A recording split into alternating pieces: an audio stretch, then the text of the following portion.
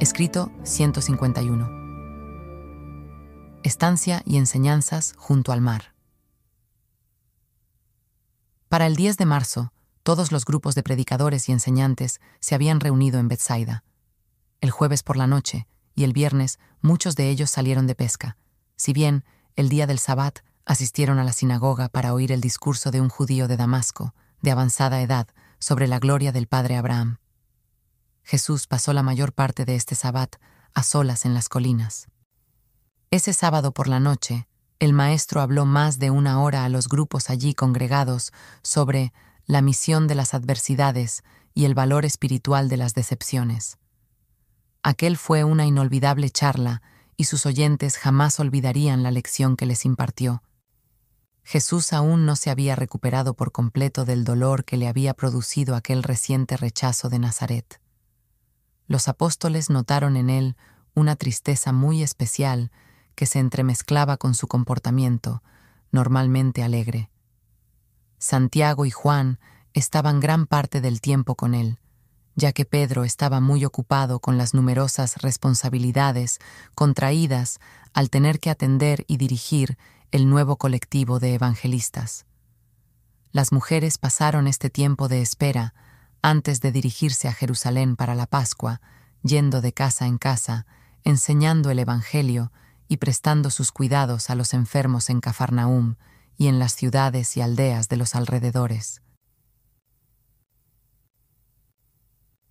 1. La parábola del sembrador. Hacia esta época empezó Jesús, por primera vez, a usar la parábola como método para enseñar a las multitudes que tan asiduamente se reunían a su alrededor. Al haber hablado Jesús con los apóstoles y con los demás, casi hasta bien avanzada la madrugada, aquel domingo por la mañana, muy pocos del grupo se habían levantado para el desayuno.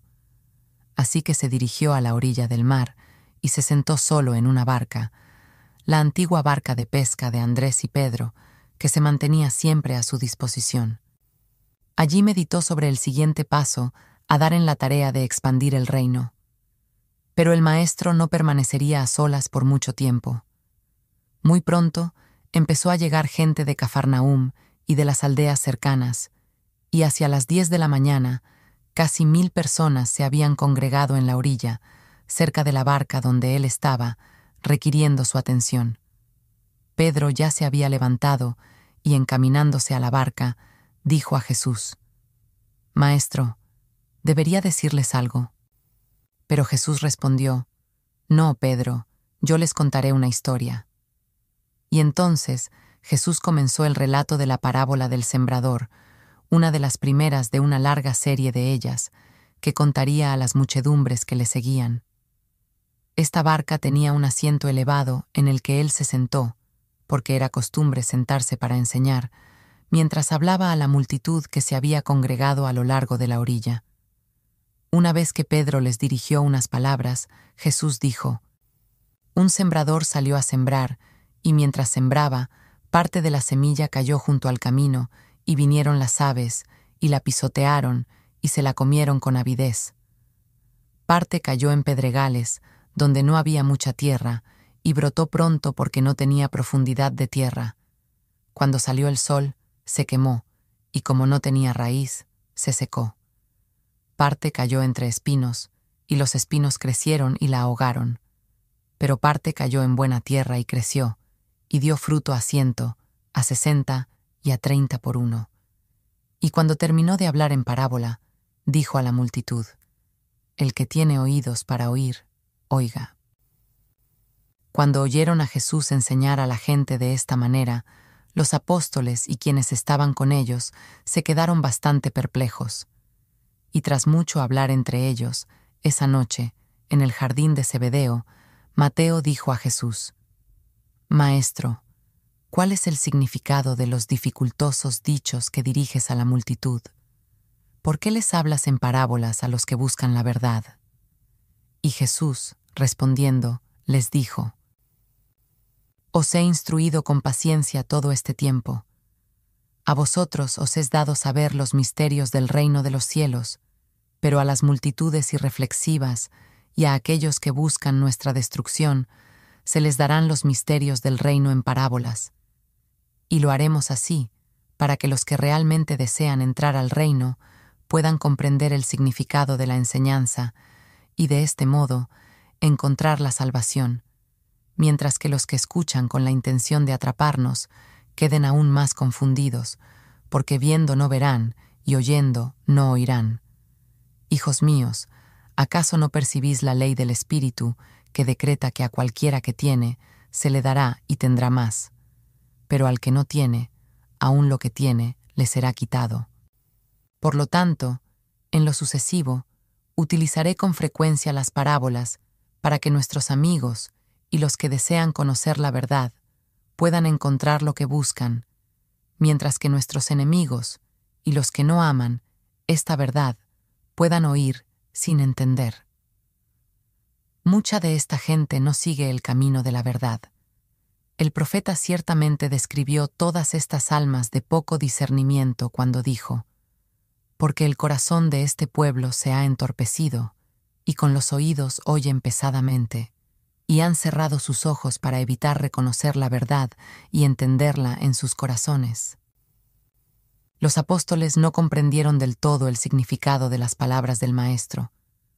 Mientras Andrés y Tomás siguieron conversando con Jesús, Pedro y los demás apóstoles se retiraron a otra parte del jardín, y allí estuvieron comentando aquella cuestión detenida y largamente.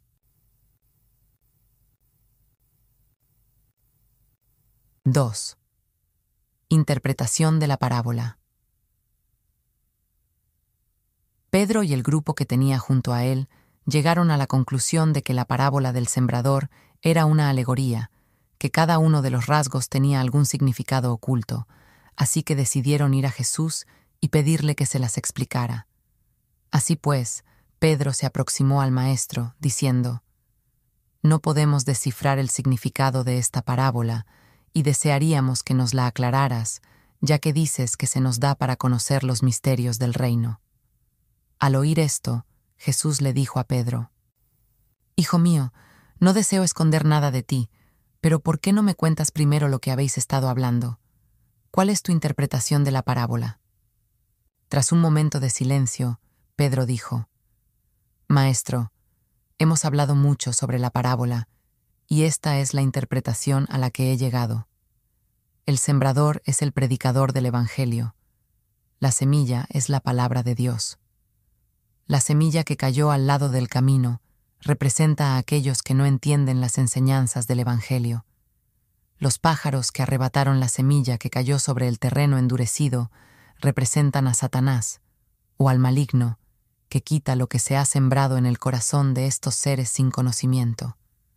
La semilla que cayó sobre los pedregales y que brotó tan rápidamente representa a esas personas superficiales e irreflexivas que oyen la buena nueva y la reciben con gozo. Pero, como la verdad no echa raíces en su interior, no se mantienen firmes ante la tribulación y la persecución. Tropiezan en cuanto se topan con las dificultades, sucumben a la tentación. La semilla que cayó sobre los espinos representa a los que oyen la palabra con mucha voluntad, pero permiten que los afanes del mundo y el engaño de las riquezas ahoguen la palabra de la verdad y la hacen infructuosa. Pero la semilla que se sembró en buena tierra y brotó a 30, a 60 y a 100 por uno, representa a los que cuando oyen la verdad, la reciben en diferente medida, dependiendo de sus diversas dotes intelectuales, y así manifiestan estos distintos grados de experiencia religiosa. Una vez que Jesús escuchó la interpretación que hizo Pedro de la parábola, les preguntó a los otros apóstoles si no tenían también alguna sugerencia que hacer al respecto. Solo Natanael respondió a su ofrecimiento. Él dijo: «Maestro, aunque reconozco muchas cosas positivas de la interpretación de Pedro de la parábola, no estoy completamente de acuerdo con él. Mi idea de esta parábola sería esta. La semilla representa el evangelio del reino, mientras que el sembrador se refiere a los mensajeros del reino. La semilla que cayó al lado del camino sobre la tierra endurecida representa a aquellos que saben poco del evangelio, al igual que a aquellos que son indiferentes al mensaje y a los que han endurecido sus corazones.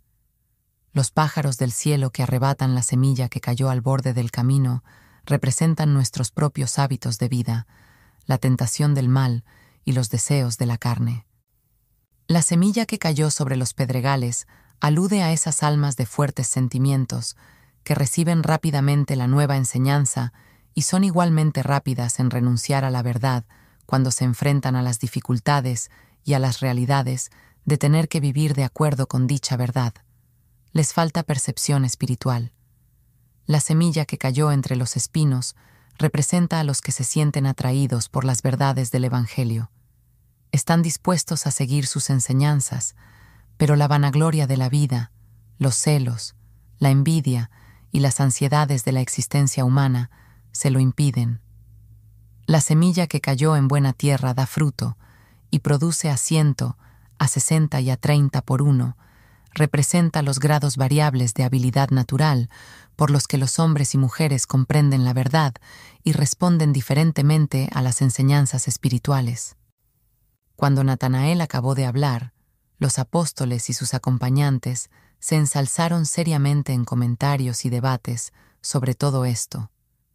Algunos argumentaban el acierto de la interpretación de Pedro, mientras que, casi el mismo número, intentaba defender la explicación de la parábola por parte de Natanael. Entretanto, Pedro y Natanael se habían retirado a la casa, donde ambos trataron por todos los medios de convencer decididamente al otro para que cambiara de opinión. El maestro permitió que estos momentos de confusión alcanzaran su máxima expresión. Entonces, dio unas palmadas y los llamó a su lado. Cuando todos estaban reunidos una vez más a su alrededor, dijo: «Antes de que os hable de esta parábola, ¿tiene alguien algo más que decir?». Tras un momento de silencio, Tomás habló. «Sí, maestro, querría decir unas palabras. Recuerdo que cierta vez nos dijiste que desconfiáramos precisamente de eso mismo. Nos indicaste que, cuando, al predicar, diéramos ejemplos, que estos fueran historias verdaderas, no fábulas, y que debíamos elegir la historia más pertinente a la ilustración de la verdad central y vital que deseamos enseñar a la gente, y que, una vez que empleáramos dicha historia, no debemos intentar aplicar espiritualmente todos los detalles menores contenidos en el relato de la historia. Pienso que las explicaciones dadas por Pedro y Natanael están equivocadas. Admiro su talento en estas cosas, pero estoy igualmente seguro de que tratar de hacer que una parábola sobre la naturaleza refleje, en todos sus elementos, analogías espirituales, solo puede crear confusión y una idea muy equivocada de su verdadero propósito. Me da la razón el hecho de que, si hace una hora todos coincidíamos, ahora estamos divididos en dos grupos separados con diferentes opiniones sobre la parábola, y nos aferramos a estas opiniones tan encarecidamente hasta incluso interferir, en mi opinión, con nuestra propia aptitud para captar completamente la gran verdad que tenías en mente al contar esta parábola a la multitud y luego pedirnos nuestro comentario. Las palabras de Tomás tuvieron un efecto tranquilizador sobre todos ellos. Les hizo recordar lo que Jesús les había enseñado en otras ocasiones, y antes de que Jesús continuara hablando, Andrés se levantó y dijo: «Estoy convencido de que Tomás tiene razón, y me gustaría que él nos dijera qué significado atribuye a la parábola del sembrador». Una vez que Jesús le hizo señas a Tomás para que hablara, él comentó: «Hermanos míos, no era mi intención prolongar esta conversación, pero si lo deseáis, os diré que pienso que esta parábola se relató para enseñarnos una gran verdad. Y esta es que nuestra enseñanza del Evangelio del Reino, al margen de que llevemos a cabo nuestro encargo divino con lealtad y efectividad, se verá seguida por diferente grado de éxito, y que toda esta variedad de resultados está sujeta a circunstancias y condicionamientos de nuestro ministerio sobre los que tenemos poco o ningún control». Cuando Tomás terminó de hablar, la mayoría de sus compañeros predicadores estaba a punto de mostrarle su conformidad con lo que había expresado. Incluso Pedro y Natanael iban a su encuentro para hablar con él. Entonces Jesús se levantó y dijo: «Bien hecho, Tomás. Has percibido el verdadero significado de las parábolas. Pero tanto Pedro como Natanael os han hecho un mismo bien a todos, al haber mostrado acertadamente el peligro que existe cuando se pretende hacer una alegoría de mis parábolas. En vuestros corazones podría resultar beneficioso dar rienda suelta a estas especulaciones de vuestra imaginación, pero cometeréis un error al querer integrar estas conclusiones en vuestras enseñanzas». Una vez desaparecida la tensión acumulada, Pedro y Natanael se felicitaron mutuamente por sus sendas interpretaciones y, con la excepción de los gemelos Alfeo, cada uno de los apóstoles se aventuró a dar su interpretación de la parábola del sembrador antes de retirarse por la noche. Incluso la ofrecida por Judas Iscariote resultó muy plausible. Muchas veces los 12 intentarían, entre ellos, interpretar las parábolas del Maestro como si fuese una alegoría, pero nunca más consideraron esas conjeturas con seriedad. Aquella fue una charla muy provechosa para los apóstoles y sus acompañantes, muy especialmente porque desde aquel momento Jesús llegaría a incluir cada vez más parábolas en sus enseñanzas públicas. 3. Más sobre las parábolas. Los apóstoles se sentían atraídos hacia las parábolas, hasta tal punto que toda la noche siguiente se dedicó a tratar más extensamente el tema de las parábolas. Jesús comenzó su charla diciendo: «Amados míos, al enseñar debéis hacerlo siempre tratando de adaptar vuestra exposición de la verdad a las mentes y a los corazones de quienes están ante vosotros. Cuando os halléis frente a una multitud cuyos intelectos y temperamentos difieran, no podéis hablar de forma distinta a cada clase de oyente, pero sí podéis contar una historia que transmita vuestra enseñanza, y, así, cada grupo, incluso cada persona, hará su propia interpretación de vuestra parábola de acuerdo con sus propias capacidades intelectuales y espirituales. Debéis hacer que vuestra luz brille, pero hacedlo con sabiduría y discreción. No se enciende una luz y se pone debajo de una vasija o debajo de la cama, sino sobre el candelero, para que alumbre a todos los que estén allí. Pues bien, nada hay oculto en el reino de los cielos que no haya de ser manifestado ni escondido, que no haya de salir a luz. Pensad no solo en las multitudes y cómo oyen la verdad. Mirad, pues, cómo la oís vosotros. Recordad que muchas veces os he dicho: a cualquiera que tiene, se le dará y tendrá más, pero al que no tiene, aún lo que tiene, le será quitado. La plática sobre las parábolas, que se alargó durante algún tiempo, y las instrucciones dadas en cuanto a su interpretación, pueden resumirse y expresarse en términos modernos de la siguiente manera. 1. Jesús desaconsejó el empleo de fábulas o alegorías en la enseñanza de las verdades del Evangelio. Sí recomendó que se usaran con libertad las parábolas, en especial aquellas que tuvieran que ver con la naturaleza. Hizo hincapié en el valor del uso de la analogía existente entre el mundo natural y el espiritual, como medio para enseñar la verdad. En repetidas ocasiones se refirió a lo natural como la sombra irreal y fugaz de las realidades del espíritu. 2. Jesús narró 3 o 4 parábolas de las Escrituras hebreas, destacando el hecho de que este método de enseñanza no era enteramente nuevo, aunque sí lo fue, prácticamente y desde este momento en adelante, de la manera en la que él lo llevó a cabo. 3. Al instruir a los apóstoles en el valor de las parábolas, Jesús les llamó la atención sobre los siguientes puntos. La parábola facilita que se apele, de manera simultánea, a muy distintos niveles mentales y espirituales. La parábola estimula la imaginación, reta el discernimiento y suscita el pensamiento crítico. Contribuye a la empatía y no al antagonismo. La parábola parte de las cosas conocidas a la percepción de lo desconocido. La parábola utiliza lo material y lo natural como medio para presentar lo espiritual y lo supramaterial. Las parábolas favorecen la adopción de decisiones morales imparciales. La parábola evita mucho prejuicio y deposita grácilmente una nueva verdad en la mente, y lo hace todo suscitando poco sentido de justificación de sí mismo o de indignación personal. Rechazar la verdad que la parábola establece a través de la analogía exige un acto intelectual consciente que redunda en el absoluto menosprecio del juicio honesto y de la decisión imparcial de cada cual. La parábola da impulso al pensamiento mediante el sentido del oído. El uso de la forma parabólica para impartir enseñanzas posibilita al maestro exponer verdades nuevas e incluso sorprendentes, evitando al mismo tiempo, y en gran medida, cualquier controversia y enfrentamiento con la tradición y la autoridad establecida.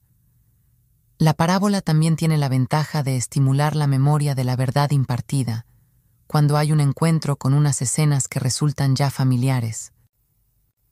De este modo, Jesús procuró dar a conocer a sus seguidores muchas de las razones por las que él hacía un uso cada vez mayor de las parábolas en su enseñanza pública. Hacia el final de esta sesión nocturna, Jesús hizo su primer comentario sobre la parábola del sembrador. Dijo que la parábola hacía referencia a 2 cosas. La primera era un repaso de su propio ministerio hasta ese momento, y una predicción de lo que aguardaba durante el resto de su vida en la tierra. Y, la segunda, un anuncio a los apóstoles y otros mensajeros del reino de lo que cabría esperar en su ministerio de generación en generación, conforme transcurriera el tiempo. Jesús recurrió asimismo al uso de las parábolas para refutar, de la mejor manera posible, el premeditado afán de los líderes religiosos de Jerusalén por inculcar la idea de que él hacía toda su labor con la ayuda de los demonios y del príncipe de los diablos. El recurso a la naturaleza contradecía tal pretensión, dado que la gente de esos días creía que cualquier fenómeno natural y sobrenatural era consecuencia directa de los actos de seres espirituales y de fuerzas sobrenaturales. También se decidió por ese método de enseñanza, porque le permitía proclamar verdades esenciales a los que deseaban conocer el mejor camino, dándoles a sus enemigos, al mismo tiempo, menos oportunidades para que encontraran motivo de ofensa y acusación. Por la noche, antes de despedir al grupo, Jesús dijo: «Ahora os contaré la última de las parábolas del sembrador. Quiero probaros para saber cómo interpretaréis esta. Así es el reino de Dios, como cuando un hombre echa una buena semilla en la tierra. Y ya duerma y vele, de noche y de día, la semilla brota y crece sin que él sepa cómo, porque de por sí lleva fruto la tierra. Primero hierba, luego espiga, después grano lleno en la espiga, y cuando el fruto está maduro, enseguida se mete la hoz, porque la siega ha llegado. El que tiene oído para oír, oiga». Los apóstoles reflexionaron mucho sobre esta parábola, pero el maestro jamás volvería a referirse a esta ampliación de la parábola del sembrador.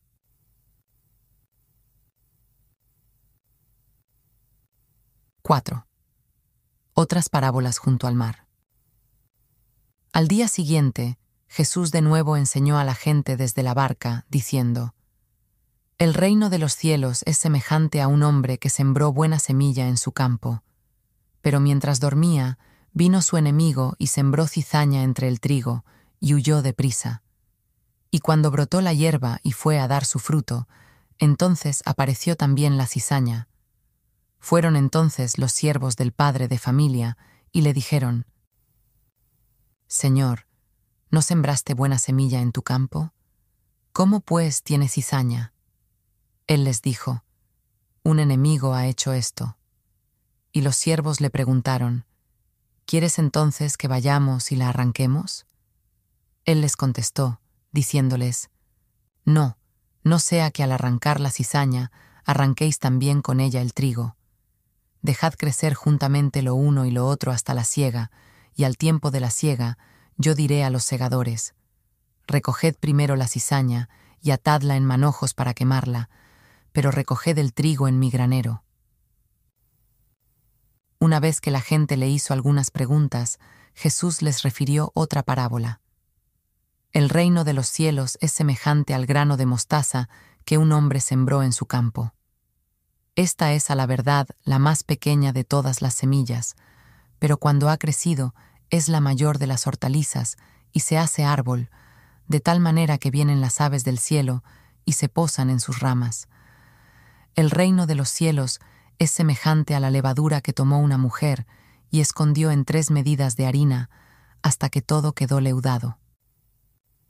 Además, el reino de los cielos es semejante a un tesoro escondido en un campo, el cual un hombre halla y gozoso por ello va y vende todo lo que tiene y compra aquel campo. También el reino de los cielos es semejante a un comerciante que busca buenas perlas y, al hallar una perla preciosa, fue y vendió todo lo que tenía y compró aquella perla extraordinaria. Asimismo, el reino de los cielos es semejante a una red barredera que, echada al mar, recoge toda clase de peces. Cuando está llena, la sacan a la orilla, se sientan y recogen lo bueno en cestas y echan fuera lo malo. Jesús contó otras muchas parábolas a las multitudes. De hecho, desde ese momento en adelante, raras fueron las veces en las que no usara este método de enseñanza. Tras dirigirse públicamente en parábolas a la gente, durante las clases nocturnas exponía de forma más pormenorizada y explícita sus enseñanzas a los apóstoles y a los evangelistas.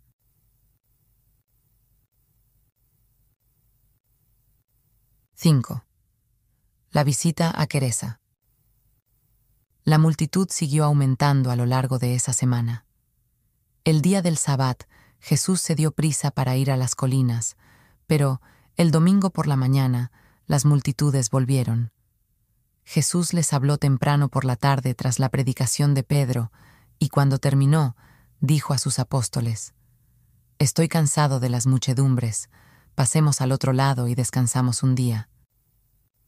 Al cruzar el lago, se levantó de repente una gran tempestad, característica del mar de Galilea, particularmente en esa temporada del año. Esta masa de agua se halla a más de 200 metros por debajo del nivel del mar y está rodeada por altos acantilados, especialmente por el oeste. Hay empinados desfiladeros que van desde el lago a las colinas y, al ascender la bolsa de aire caliente sobre el lago durante el día, tras la caída del sol, el aire frío de los desfiladeros tiende a enfriarse y a precipitarse sobre éste. Estos vendavales aparecen rápidamente y muchas veces desaparecen tan repentinamente como llegaron. Y aquel domingo, a última hora de la tarde, fue uno de esos vendavales el que alcanzó de lleno a la barca que llevaba a Jesús a la otra orilla. Tras ella iban otras 3 barcas, con algunos de los evangelistas más jóvenes. Estaban en medio de una violenta tempestad, a pesar de darse solamente en aquella zona del lago. No había señales de tormenta en la orilla occidental. El viento era tan fuerte que echaba las olas en la barca, de tal manera que ya se anegaba. El fuerte viento había desgarrado la vela antes de que los apóstoles pudieran recogerla, y dependían ahora enteramente de sus remos, que batían con fuerzas, para lograr alcanzar la costa a más de 2 kilómetros de distancia. Entretanto, Jesús dormía en la popa, resguardado bajo un saliente. El maestro se encontraba agotado cuando salió de Betsaida, y para poder descansar, les había ordenado zarpar y dirigirse al otro lado del lago. Estos antiguos pescadores eran fuertes y experimentados remeros, pero aquel era uno de los peores vendavales con los que jamás habían tenido que enfrentarse. Aunque el viento y las olas sacudían la barca como si se tratase de un barco de juguete, Jesús dormía imperturbable. Pedro remaba cerca de la popa, a la derecha, y cuando la barca empezó a inundarse, soltó su remo y, corriendo hacia él, lo sacudió enérgicamente para despertarlo. Al levantarse Jesús, Pedro le dijo: «Maestro, ¿es que no ves que estamos ante una fuerte tormenta? Sálvanos que pereceremos todos». Al salir de donde estaba, ya bajo la lluvia, Jesús miró primeramente a Pedro, luego divisando en la oscuridad a los tenaces remeros y dirigiendo de nuevo su mirada a Simón Pedro, que, en su agitación, no había vuelto a su remo, dijo: «¿Por qué estáis así amedrentados? ¿Cómo no tenéis fe? Ten paz y tranquilízate».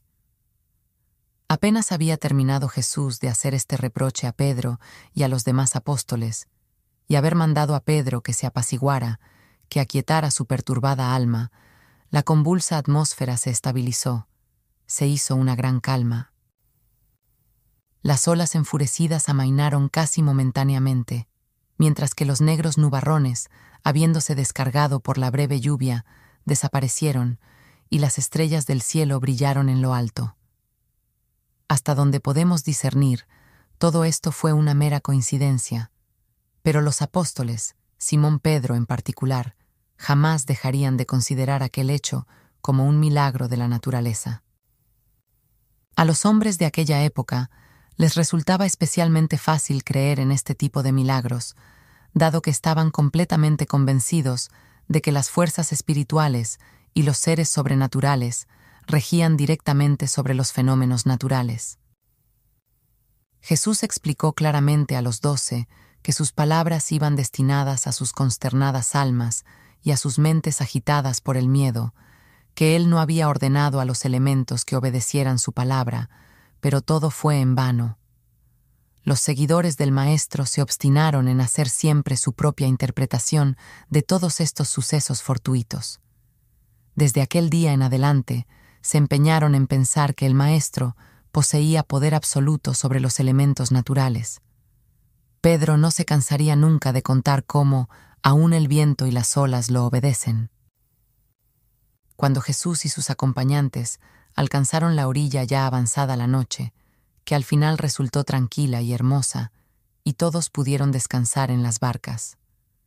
No bajaron a tierra hasta el día siguiente, poco después de que amaneciera. Cuando se reunieron, unos 40 en total, Jesús dijo: «Vámonos a aquellas colinas lejanas y quedémonos allí algunos días mientras meditamos sobre los problemas del reino del Padre».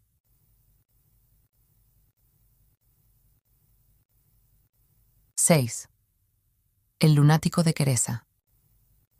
Aunque gran parte de la cercana orilla oriental del lago tenía suaves pendientes que subían hasta las más alejadas elevaciones del terreno, en ese sitio en concreto había una ladera empinada que, en algunos puntos, descendía escarpadamente hasta el lago.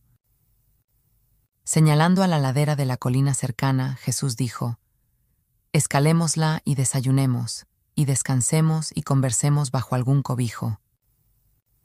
Toda esta pendiente estaba llena de cavernas excavadas en la roca.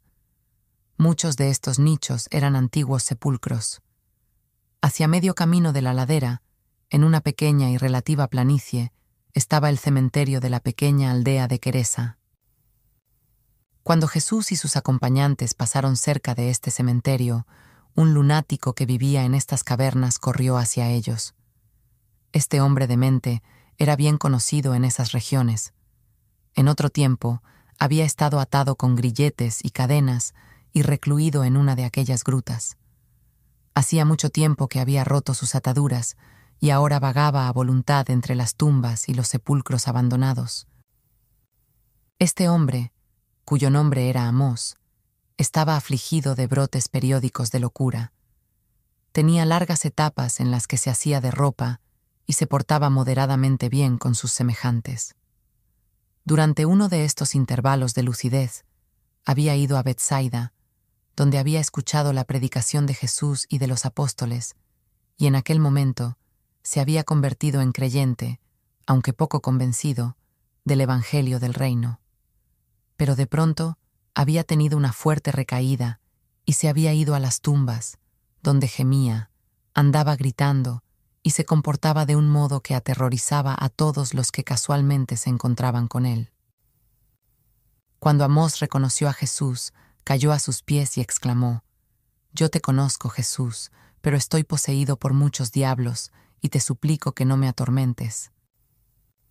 Este hombre creía verdaderamente que su aflicción mental cíclica se debía al hecho de que, en tales momentos, entraban en él los espíritus malignos o impuros y dominaban su cuerpo y su mente. Sus trastornos eran mayormente emocionales. Su enfermedad mental no revestía gran gravedad.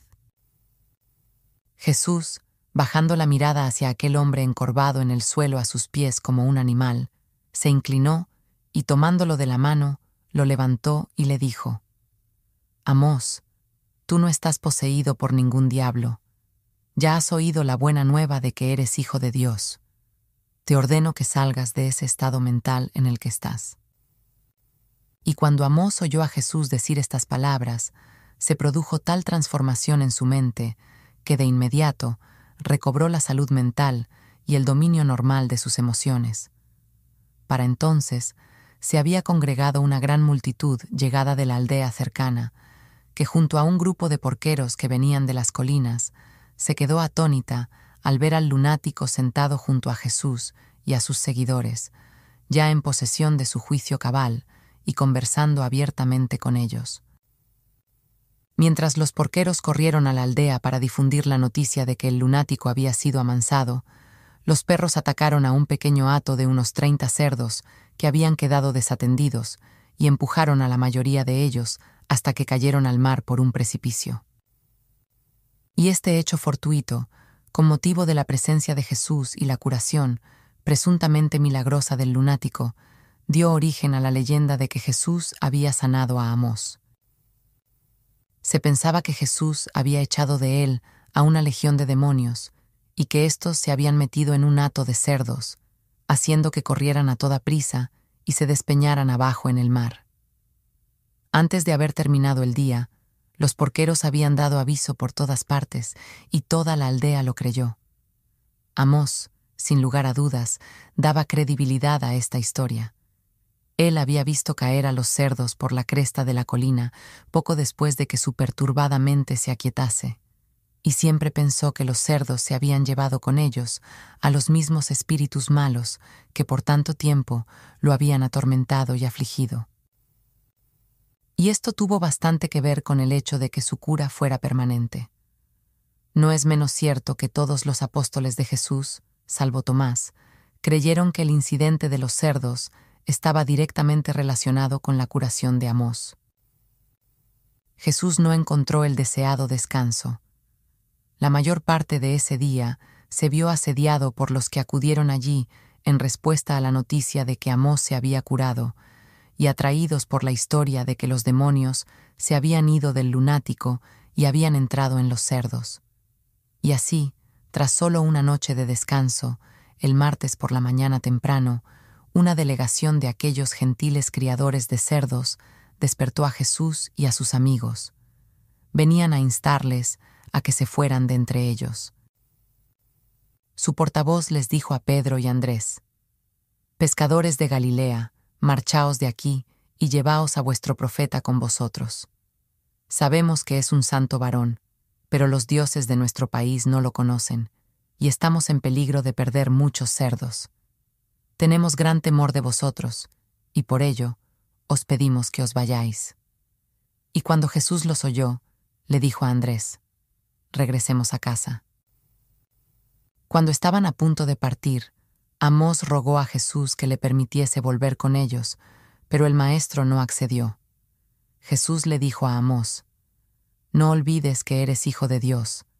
Regresa a los tuyos y cuenta cuán grandes cosas ha hecho Dios contigo».